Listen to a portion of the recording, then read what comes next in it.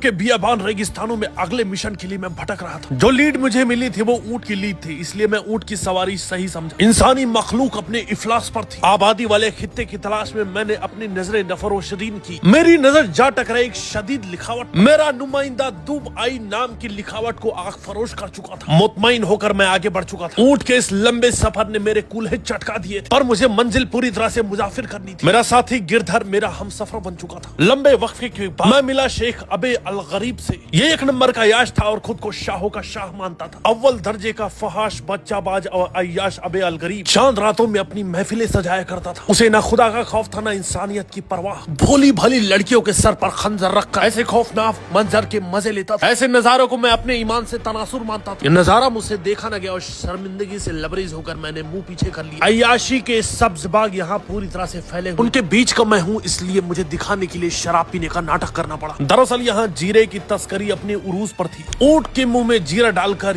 ये शेख अपनी तस्करी को अंजाम देता था। मैं शेख गोपाल अहमदिया बनकर आया था ताकि दुश्मन को कोई मुझ पर शक व शुबा न रहे। रात जवान हो चली थी। रोशनियों का ये मंजर देखकर मेरे होश फाख्ता हो गए थे। इस नजारे ने मेरी रूह को साकिन कर दिया था। यकायक मुझ पर आग का हमला हुआ। या खुदारा, मेरा पर्दाफाश हो चला था। किसी मरदूद ने मुखबरी कर दी थी। अबे अल गरीब मुझे सूली पर टांग दे। उससे पहले 50 ग्राम जीरा और गिरधर के साथ मैं वापसी हो लिया।